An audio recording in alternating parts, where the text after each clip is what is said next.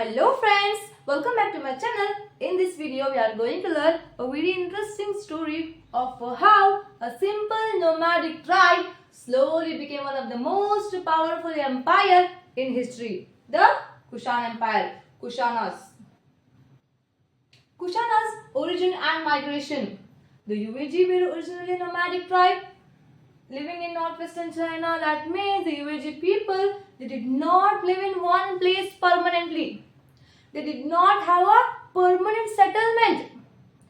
The UAG were originally a nomadic tribe. They are nomad. Nomad means your people who move from one place to another place. They are going from one place to another place for food and safety. The UAG were originally a nomadic tribe. For example, they are like Banjaras living in northwestern China. Their original home is northwestern China. They are defeated by the powerful Shogno. They are defeated by the powerful Shogno. See the word Shogno. The correct pronunciation of this word is a Shogno. Repeat after me. Shogno. The Shogno were a very strong warrior tribe. Shogno, they attacked the UAG tribe and they defeated them in the battle. Because of this defeat, the UAG, they could not stay in their homeland. The battle between UAG and Shogno, here Shogno, they defeated them. They defeated the UAG tribe. And here in this battle, the UAG, they lost their kingdom. They lost their homeland. Due to this defeat, because of this defeat, they migrated towards the west. After losing this battle, the UAG, they had no choice. They migrated towards the west. Migrated means they started moving towards the west. Towards the west here it means towards the Central Asia. Due to this defeat, they migrated towards the west. After a long moment, they finally settled in Bactria after a long moment. After traveling for many years, after traveling from one region to another region, they finally settled in a Bactria. They found one place to live. The place is Bactria. So, see, after a long moment, they reached a region. That place is a Bactria. They finally settled in this place, Bactria. A region in Central Asia. It is in a Central Asia. North of Afghanistan. The Bactria, it is located in the north of Afghanistan. It is situated in the north of Afghanistan. Over time, one branch of UAG became powerful and formed the Kushan Empire. Over time, the UAG, it divided into two groups. See here, the UAG, it divided into two groups. It is divided into two branches. And one of this branch, it became powerful and established the Kushan Empire. And this branch, it founded the Kushan Empire. So this is how the UAG, they transformed into Kushanas. From defeated nomadic tribe to one of the most powerful empire in history. Over time, one branch of UAG became powerful and formed the Kushan Empire. So this Kushan Empire, it is very famous for its trade, culture and religion. See, now let's move to the next one. Kanishka. Kanishka, he ruled in 78 CE. Kanishka was the greatest ruler of Kushan Empire. Kanishka, he was one of the most powerful and famous ruler of Kushan Empire. Among Kushana rulers, Kanishka, he became the greatest emperor. The Kanishka, his period is known as the golden period of Kushanas. Because during his time, during his reign, the Kushanas, they achieved great progress in trade, art and Buddhism. Kanishka was the greatest ruler of Kushan Empire. His capital was Purushpapura. His capital was Purushpapura. From this place, he used to control his empire. From this place, he used to rule his empire. His capital was Purushpapura. Present day Peshawar. Present day, the modern name of this Purushpapura is Peshawar. Present day it is known as a Peshawar. Purushpura, it is also called as a Peshawar. The modern name of this place is a Peshawar. Mathura served as the second capital after the Purushpura. Mathura served as the second capital. The second capital of a Kanishka was Mathura. Here Mathura, this city is also very important for the administration. Next, achievements. Started the Shaka. Here Kanishka started the Shaka. I think you have heard about that Shalivana Shaka.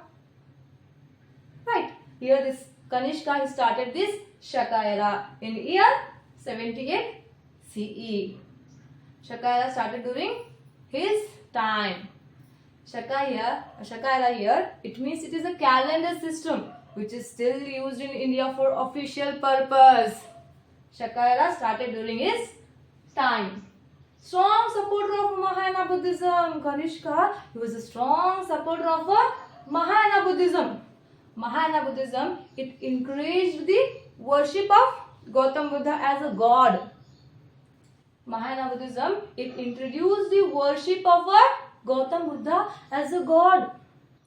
Here, this form of Buddhism, the Mahayana Buddhism, it believes that worship of Gautam Buddha as a god and helping other people for the enlightenment. He was a strong supporter of Mahayana Buddhism. Organized the 4th Buddhist Council at Kundalavana. Here he arranged the 4th Buddhist Council. This 4th Buddhist Council, it took place at Kundalavana, present day in Kashmir. See, it is located, the Kundalavana, it is located present in Kashmir. In 72 AD, that 4th Buddhist Council held in 72 AD under the chairmanship of Vasumitra and vice chairmanship of Ashwagosha. So this in this council, the 4th Buddhist Council, the Buddhism, it is divided into two sects. It is divided into two parts. The parts are, yes, first Hinayana and second one is the Mahayana. In this council, in this meeting, the 4th Buddhist Council, the Buddhism, it is divided into two parts. First is the Mahayana, second is the Hinayana. So here this Hinayana, it means lesser will, and Mahayana, it means greater will. Here Mahayana, it emphasizes, it focuses on a universal salvation through the compassion and generosity. This Mahayana form of Buddhism, it emphasizes the universal salvation. On other hand, Hinayana, which means lesser will, it emphasizes the individual salvation. It focuses on individual salvation. So Buddhism, in this 4th Buddhist Council, that Buddhism is divided into two parts. First is a Hinayana, second is a Mahayana. Hinayana is a lesser will and Mahayana is a greater will. Next, he built a huge Kanishka Stupa at Peshawar. He constructed the huge Kanishka Stupa at Peshawar. See this image? This is a Kanishka Stupa. Here Stupa means dome-shaped Buddhist monument. This is a dome-shaped Buddhist monument. It is built to keep Buddhist relics of Gautam Buddha and his followers. It is specially constructed to keep Buddhist relics of Gautam Buddha and his follower. This is the first part is it is a dome. Dome, it is a round structure and it contains the relics of Buddhism. And there is also a Pradeshika Pata is there. Here surrounding Pradeshika Pata. Pradeshika Pata is a path around this stupa for devotees, for to pray, to walk. Pradeshika Pata is also constructed. It is also built around this stupa for devotees to pray and to walk. Here this is a Kanishka Stupa at Peshawar. One more famous stupa is there, Sanchi Stupa. which was built during Ashoka's time. Now next, founded a city called Kanishkapuram. He founded a new city, that is Kanishkapuram. Scholars and learning. Famous scholars during Kanishka's time. Here, during his time, learning and education were greatly improved. During Kanishka's time, the learning and education is greatly improved here. Some famous scholars: Ashwagosha, Nagarjuna, and Vasumitra. Many great scholars lived during his time. Many great scholars lived in his court. The famous scholars were, the well-known scholars are Ashwagosha, Nagarjuna, and Vasumitra. Military and foreign relations. Kanishka fought against the Bancha. Kanishka, he had a conflict with the Bancha. Bancha is a powerful general of a Han dynasty. Here he fought with the Bancha. Bancha is a powerful, is a strong general of a Chinese Han dynasty. Initially faced difficulties at first. Kanishka's army, they faced many difficulties. They faced many problems. But later, the Kushanas gained control over important Silk Route regions like Kashgar, Khotan, and Yarkand. But later, the Kushanas, they finally gained control over the important Silk Route regions like Kashgar, Khotan, and Yarkand.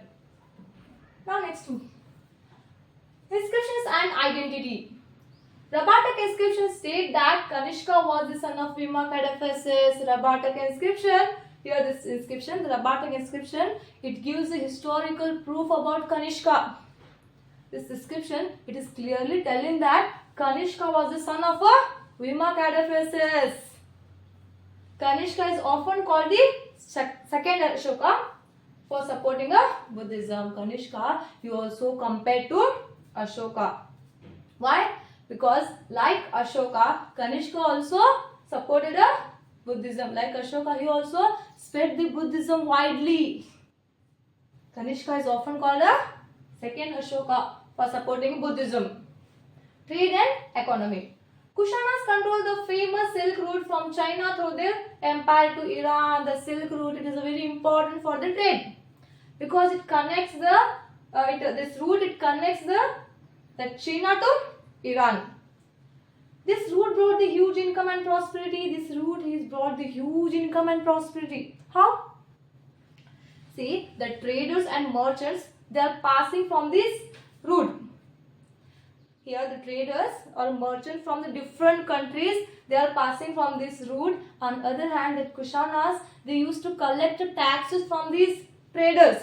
They are collecting a huge taxes from these traders. This is how this route, the Silk Route, it brought the huge income and prosperity for Kushanas. They were first rulers in India to issue gold coins. They were first rulers in India to issue gold coins. Here Kushana's coins, it shows the images of a king and god. Issue the gold coins on a large scale. Next, art and schools. Mathura School of Art developed under Shaka and Kushanas. Mathura School of Art developed in Mathura under the Shaka and Kushanas. The next, Gandhara School of Art, it is developed it is flourished under Shaka and Kushanas. It is developed in the northwestern regions of India. And this Gandhara School of Art, it is greatly influenced by Greeks.